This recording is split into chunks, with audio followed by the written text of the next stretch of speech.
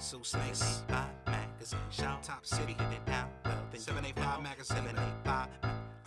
Welcome to the 785 magazine. Independent artists get heard without having streams, and the millions like Martin. We have a dream to fulfill destiny so savagely. My nose grinding a stone till we finally own what was owed to us in the first place. I'm home. Topeka is what you're hearing, verbally vomiting through your speaker. Even if nobody ever discovered this ether. Teachers, artists, athletes by the bleachers, homeless people and rich folk all breathe the same air. Listen to the same audio. To the haters, adios. Love your neighbors like your bros. One community, one love, one fight. Gotta make a change, gotta make the shit right. Music is a documented representation of oneself and sometimes a whole damn nation. No matter where they from, it's a blessing they alive. Tune into the magazine of the 785, 785 magazine. 785 magazine. 785 magazine. 7885 magazine. Government. We all know it's important to understand, be it state, local, or national, but doesn't the thought of it just make you want to, well, drink? If so, you're in the right place. I'm Angel Romero, your politics and pints aficionado, and this is Ballots and Brews, where we'll talk all things local beer, while also diving into what in the world is happening at the local, state, and national government, and what you can do about it. It's Schoolhouse Rocks meets The Daily Show meets C-SPAN, so let's get this show started.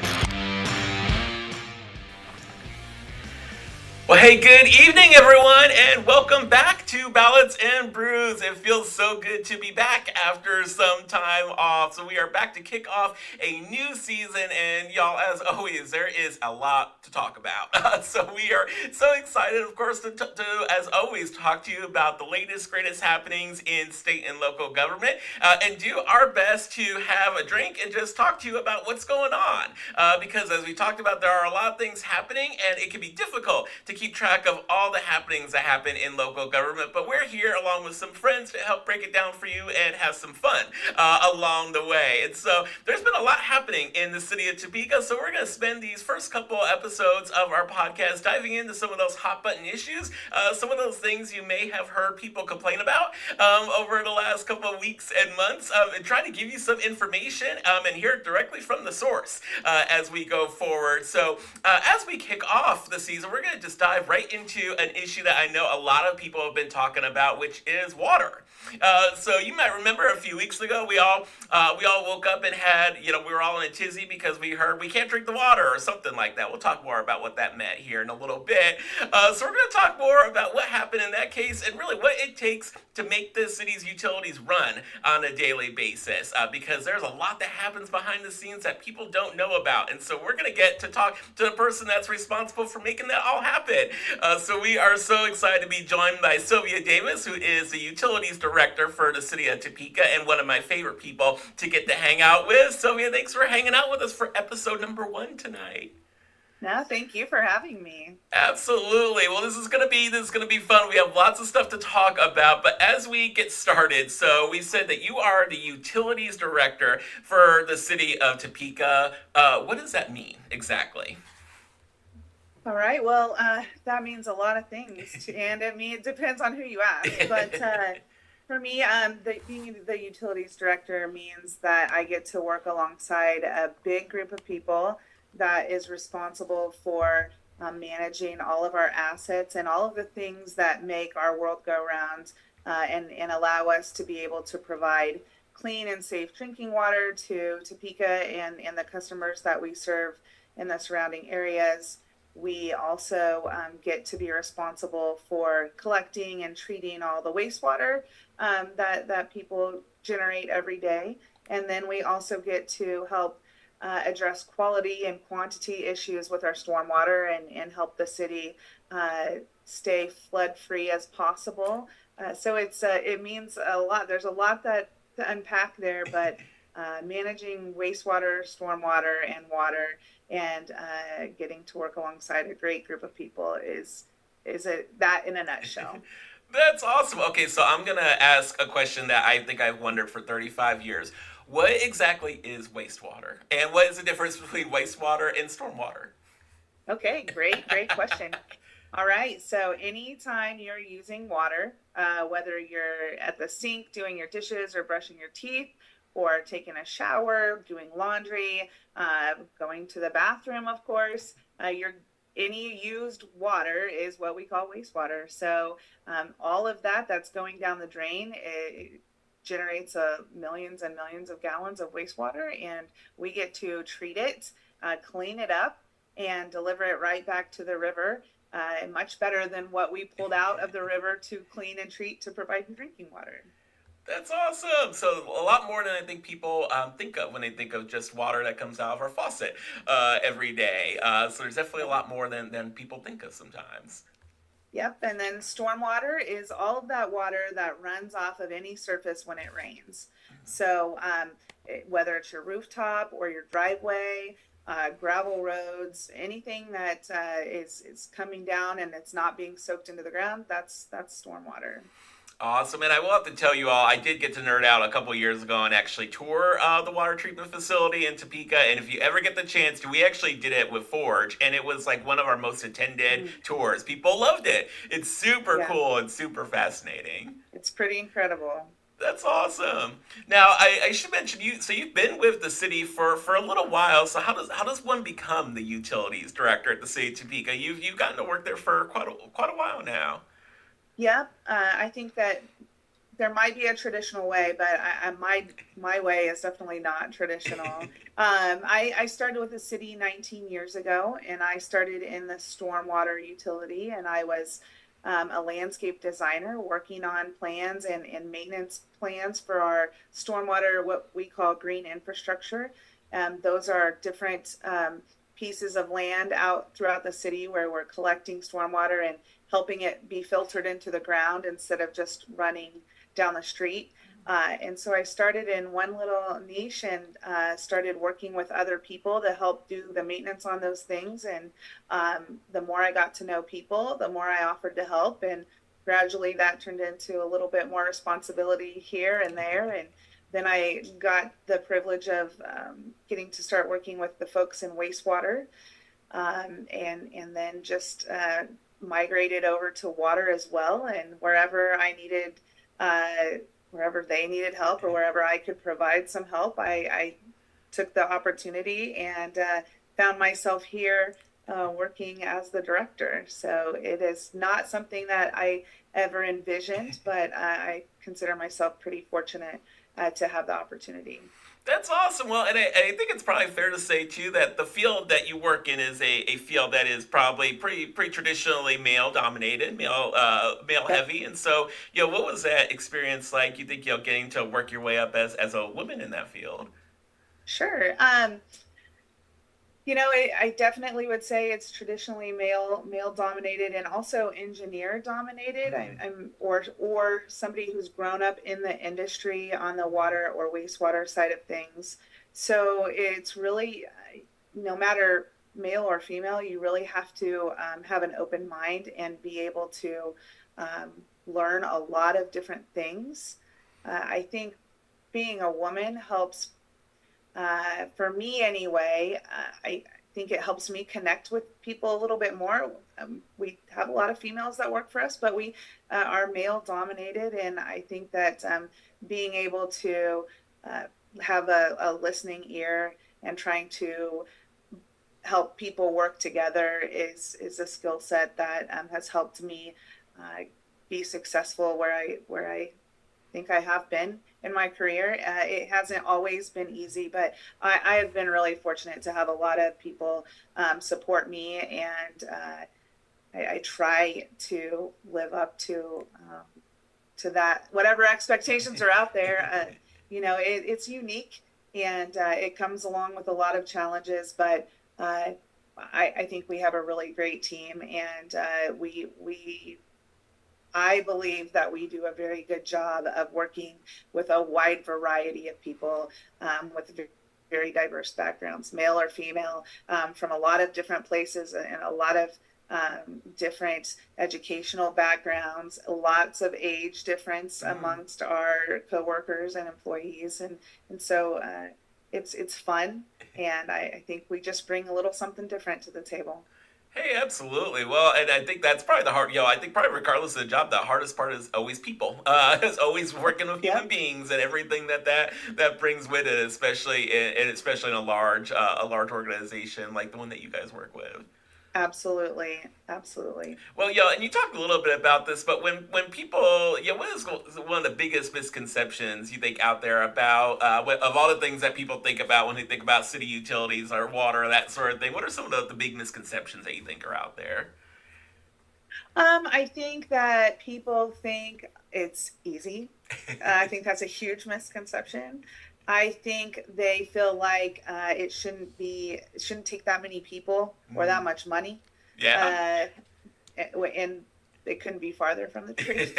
uh, so I would say that it's very eye-opening to know how many different units and facets that our organization employs. We have staff that work in laboratories. So we have biologists and chemists. We have techs that are out there doing working on engineering projects and inspecting projects. We have engineers as well.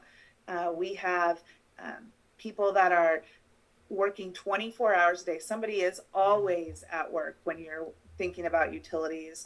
So we have people that are testing water, ensuring that our equipment operates correctly.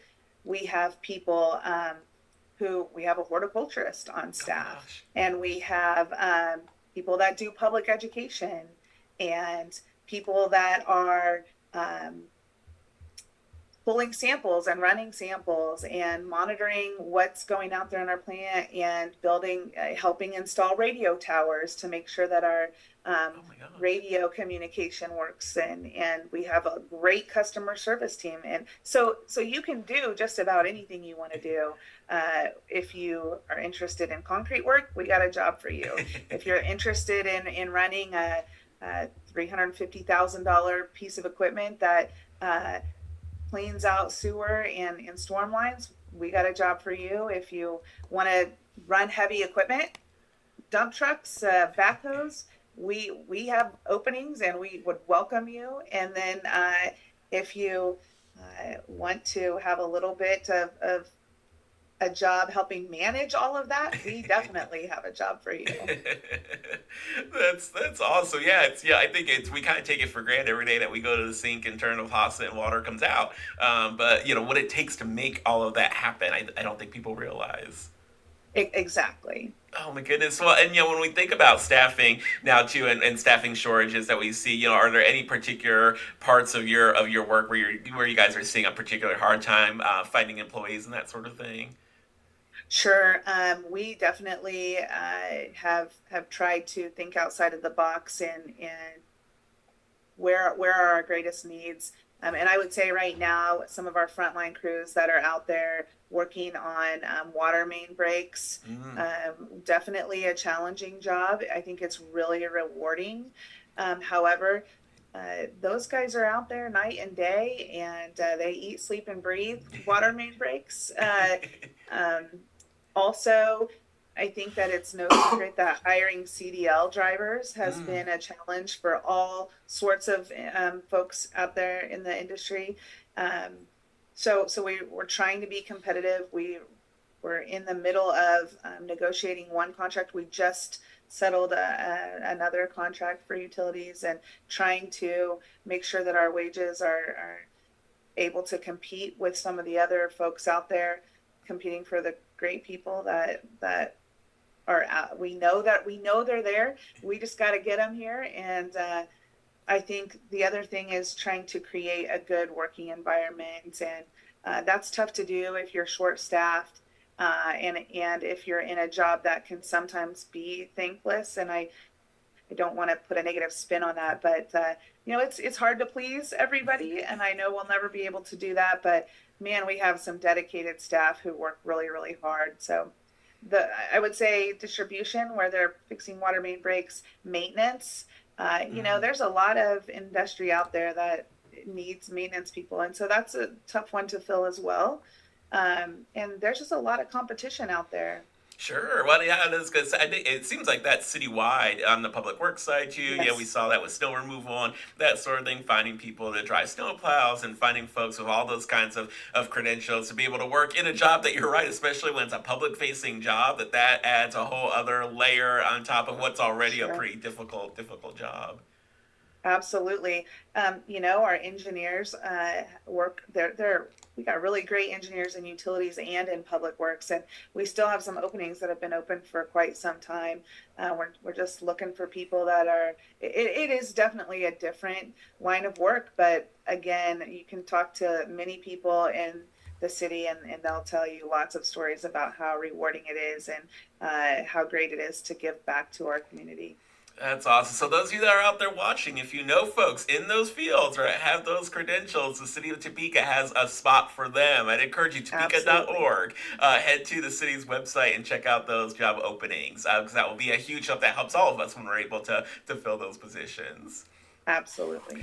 Okay, I'm going off script for just 1 second, and I say that as Sylvia's like, "What is he going to ask?" So you mentioned water mains, and so that's still something I know that's on the top of people's minds, especially in winter. We see a lot more water main breaks. So what is it about the cold and winter that causes us to see a lot more water main breaks? Sure. Anytime you have really extreme temperature change, so winter when it's really, really cold, or summer when it's really, really hot and it's dry, that hurts Mm, us as well. And so, the ground is shifting, and that ground shift really takes its toll on old water lines. mm. So if there's a weak spot, it's going to pop up, literally pop up, when that ground starts shifting due to freeze, thaw, and super dry hot weather. Sure. Well, it's a good thing we don't live in a state where the weather, changes all the time. Right, exactly, exactly.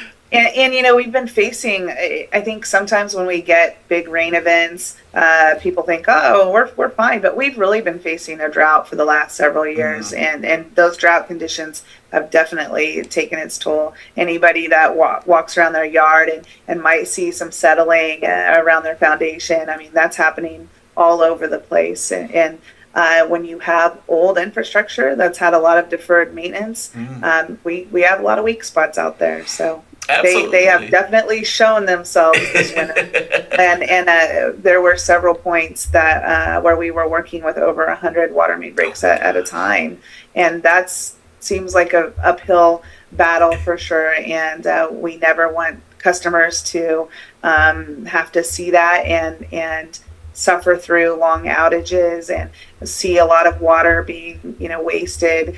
So we had to definitely employ some additional resources to help tackle that, and we're still fighting that. We still have a list that's longer than we would like, and so we're still chipping away. Sure. And again, remember, folks, we're doing all this with not all our positions filled sometimes that we want to as well, and with aging infrastructure that we'll talk more about here in a minute too. So lots of challenges, but folks are still working to make things happen too, which is pretty amazing. Absolutely.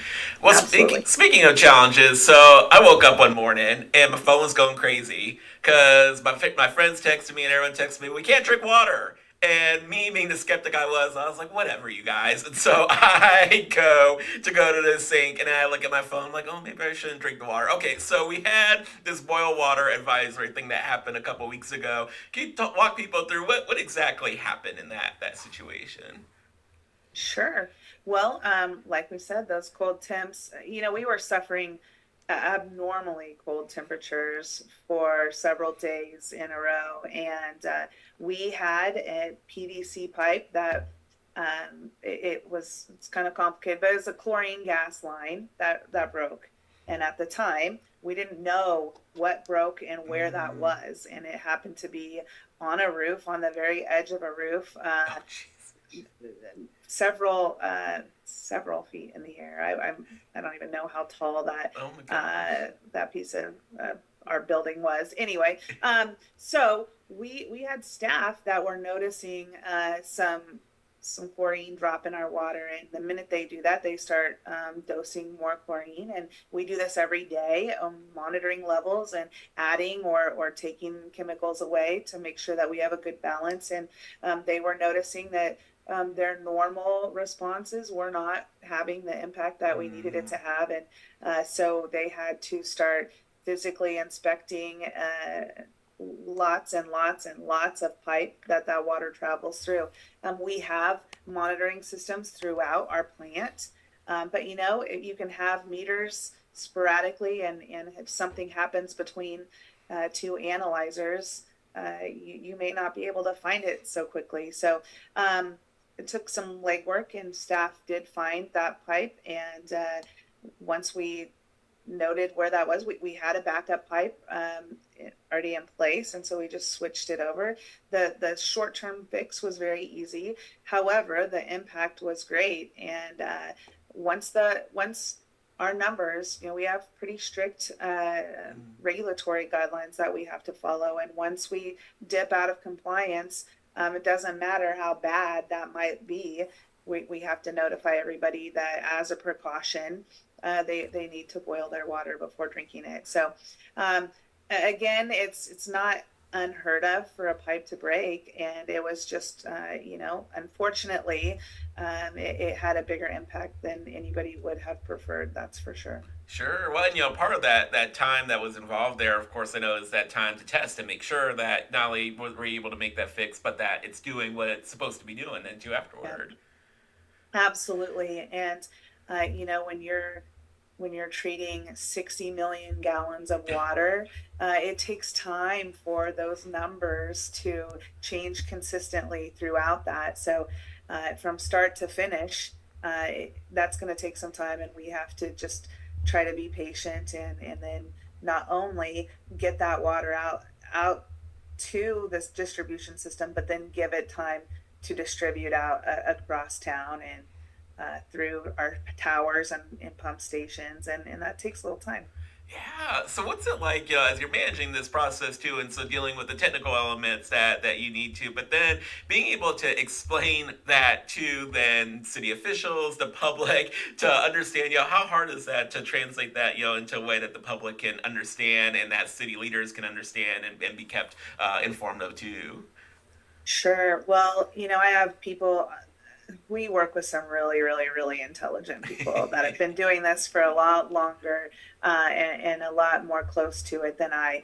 And so for me, I think being a little bit separated from it helps, because I have to be able to process that and understand it. And if I don't want to say dumb it down, but you have to break it down into manageable chunks. And so that's what I try. I ask a lot of questions and I try to make it make sense. And then I think that helps be able to communicate those things, because when you work in the field and you are really into all the technical details, what makes sense to you may not make sense to the average Joe. And so I think collectively it's the team coming together and talking through those things. We have a great communications team with the city as well.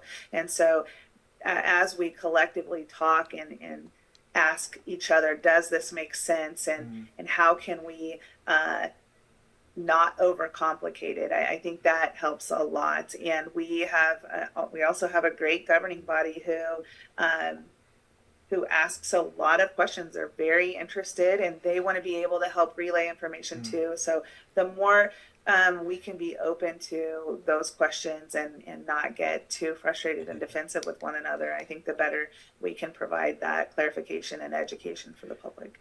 Sure. Well, and I assume too, I say this as we're on social media too, tools like social media, I think can be helpful, but then it also creates a challenge, I think, sometimes too, in being able to get accurate information out to folks too. Yes. And honestly, it doesn't matter how many avenues we try. We're never going to reach everybody, and we still have people that have the same question that we've already answered a dozen times. And so again, you have to be patient, and we have to take time to talk through those things with our customers. Unfortunately, we have a lot of customers, and we have a lot of complaints. And so sometimes, we try our hardest to get really great quick response. However, again, we would just ask for some more patience. And if you have a question and you don't feel like it's been answered, keep asking. We love talking to people about what we do and helping get that word out, because it does take a village, as they say, and the more we can spread that, the better we can get the word out and people understand and might be a little bit more forgiving or supportive of our staff and what we're doing. Absolutely. Well, and so I want to talk, you mentioned a couple of times we've talked about, aging infrastructure and what that means. And that's something we're seeing not just in Topeka, but around the United States. And I think in a lot of ways we are coming to kind of a reckoning in different parts of the country now about just how old our infrastructure is in America. And can you talk a little bit about, why is that so important and what do we need to do to make sure that we're really keeping up with the needs of our cities when it comes to investing in infrastructure? Absolutely. So you were spot on. This is not a Topeka issue alone. We have a lot of partners that are dealing with this problem. Lots and lots of decades of deferred maintenance. We uncover some amazingly old infrastructure that has worked for a very long time. But as you say, we're finding that so much of it is now coming. It's beyond its life expectancy. So it has to be a multifaceted approach. We need to make sure that we're funding our capital improvement program so that we can get replacement in there instead of putting Band-Aid and another Band-Aid and another Band-Aid on it. We got to just rip it out and put new pipe in the ground or put new equipment in. And that takes money. It takes time and it takes resources.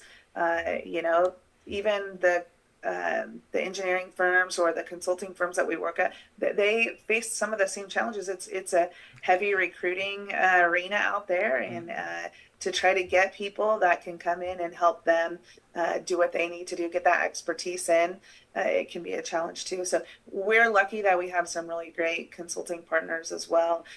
So again, funding our capital improvement program and our replacement programs, having the staff to be out there to address those needs quickly. We're working with contractors on the regular now just because of our staffing shortages, and they've been a huge help.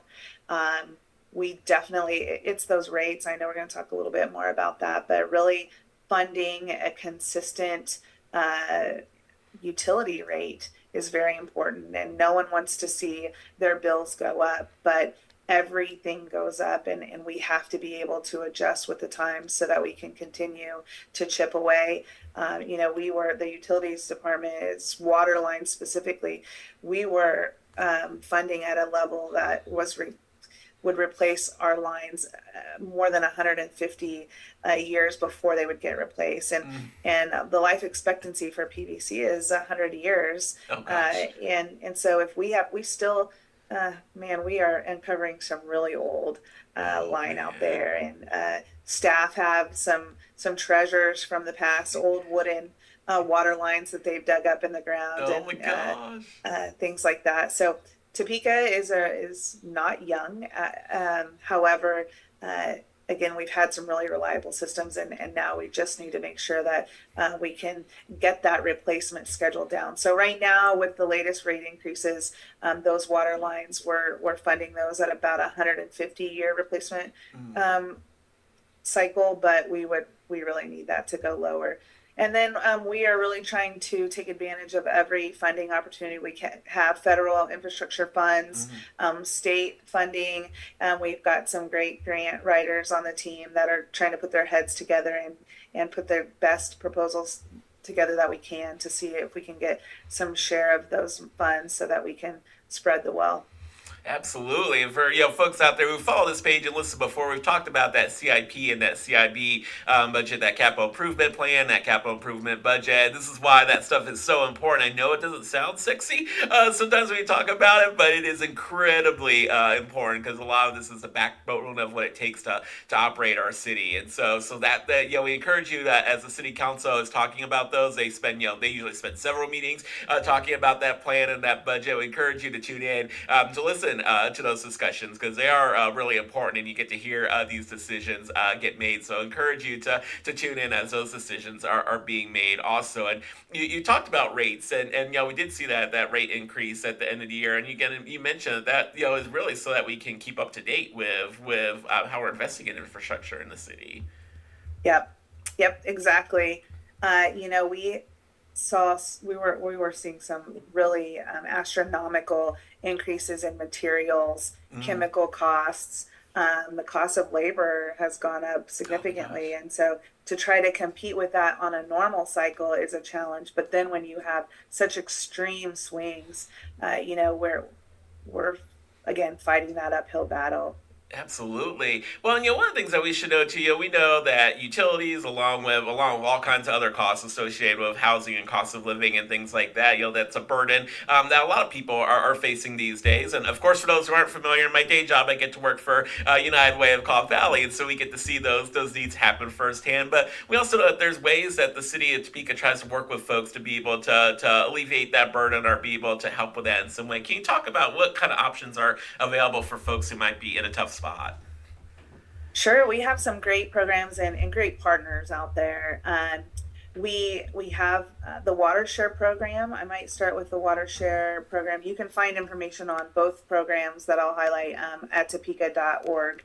But the water share program is a program that was developed in partnership with Doorstep and Salvation Army next door, and that helps pool together resources that are donated and help give those funds out where they're needed. So we you can there's information on your utility bill if anybody opens bills anymore, and on our website, more importantly.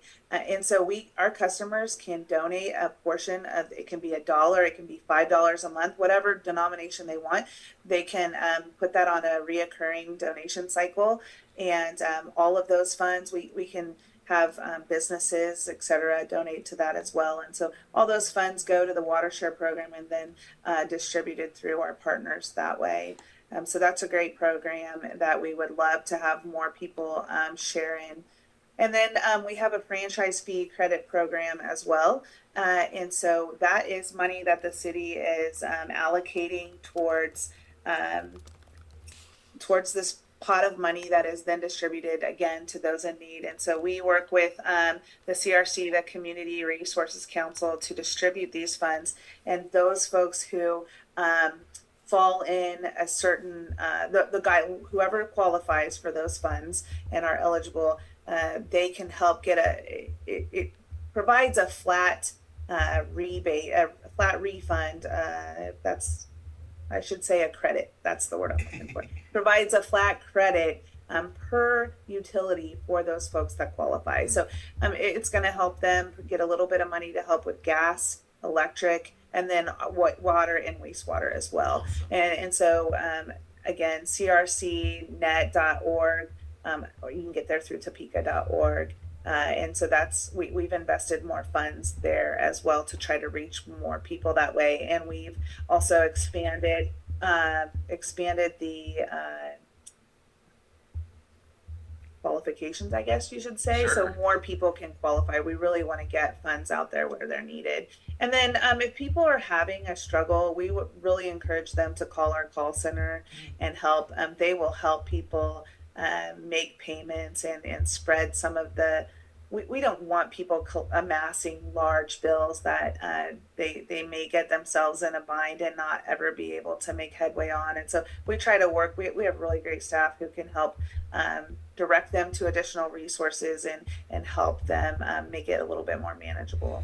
Absolutely. And we put links to both the water share program and the franchise fee in the comments below. So for those of you that are watching, Awesome. you can check those links out, because those are great assistance programs. And it's good for folks to know that there are options. And Sue is absolutely right. We don't want people to amass debt, to amass those kinds of bills, but be able to take some proactive steps to be able to manage that. Yeah, and we're also, we work with again, we have really good collaboration internally in the city as well. So our housing group, if we have somebody in need, we can send them over there and talk through those things with them. We also we're in the process of bringing a new program on that folks can get online and see their live real-time usage, and we can get customer alerts. So if it appears that you have continuous usage that may equate to a leak, we can start alerting people to that. So we're in the testing phase of that, and we're hoping to roll that out soon as well. And that's another resource that we can provide customers so they can catch things before they see it on their bill. Yeah, now you say that, it's totally true because someone from the city called me one day and was like, "Hey, did you know you use a lot of water?" And I was like, "It's a little creepy, but also like, thank you." And it turns out there Yeah. was like a leak going on, but I was like, "Huh, would not have had any idea. Would just continue on my merry way." So it's kind of cool. Yeah, good. That's good to hear. Oh, that's awesome. Well, as we wrap up, of course, we like to have fun on this show, so we do have some fun questions as we're wrapping things up. And I have to ask, so in this line of work, as you're out there digging into the ground and working in the field, I imagine that there are any number of fascinating discoveries that you make or things that you come across. Is there any kind of favorite story or anything that comes to mind? Yeah, staff have seen some really amazing things pulled out of the sewer system. For example, storm sewer. Lots of things that might be thrown down the storm drain. So we see lots of basketballs we've seen bowling balls. We've seen all kinds of things. Our staff, we have a really cool unit that operates a remote control robot that travels down the sewer line to inspect pipes. And so you'll see videos with maybe a little rat on it that's saying hi, or some other eyes sticking out. So that's always fun. Everybody likes to hear about some of the things that are found at our wastewater treatment plant, Oh my gosh. where that wastewater comes in and it's kind of filtered out. So lots of interesting things that might have been flushed down the toilets a time or two. Some little toys, cell phones, money, Oh my all sorts of different things that they. If you talk to a wastewater operator, you'll hear some very interesting stories. So, Rosie, if you like accidentally flush something down your toilet, there is a place where it might end up, like when all is said and done. Yeah, it might take a while. Right. It might take a long while for it to end up there. But yes, eventually it's going to end up somewhere along the system. That's for sure. Oh my God, I never even thought about the robot thing. So that's crazy. Yeah, it's That's very cool. cool. Oh my gosh. It's like they get to sit with it's like a PlayStation controller to operate that. Yeah, they've got a Nice. really cool job. Oh, that's so cool. Well, and pretty soon AI is probably going to be doing some of that too, which is scary. Because all I can think of is like AI running my utilities, and then it just I'm terrified of AI for all kinds of reasons. So that just brings up more.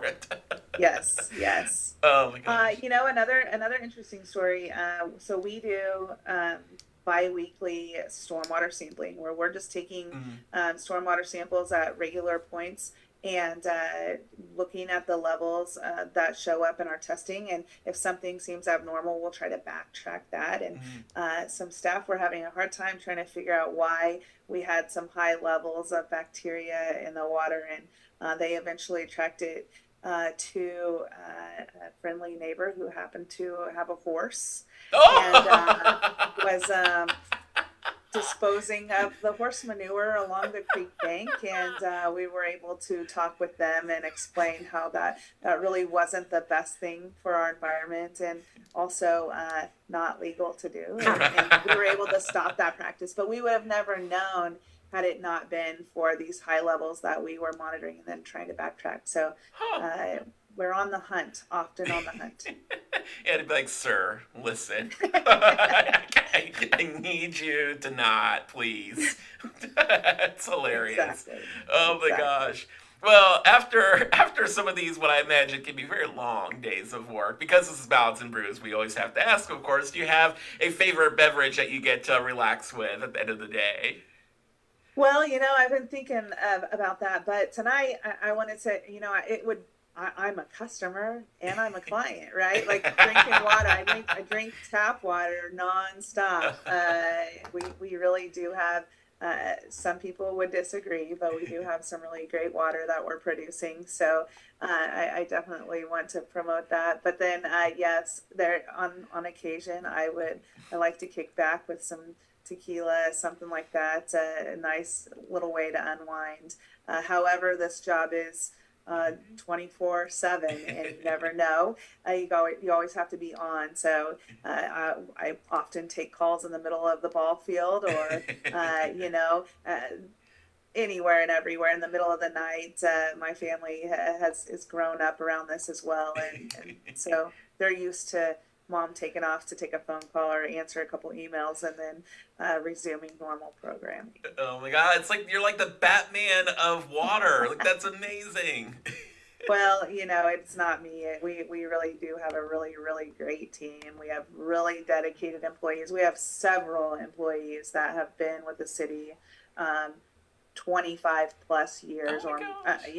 have a couple of folks that honestly have worked there over 50 years, and it's incredible. It's very impressive, and they're just so dedicated. And then our partners across the city, we work really hand in hand with Public Works, trying to, again, spread the wealth and get the most bang for our buck, and coordinating street projects with our utilities projects, and communications and finance and police. It's not police and utilities work together a lot more than you would think. So it's a fun job. There's something new every day. And you have to have a good sense of humor, and really be understanding, and work with a lot of variety of really great people. It's fun. That's awesome.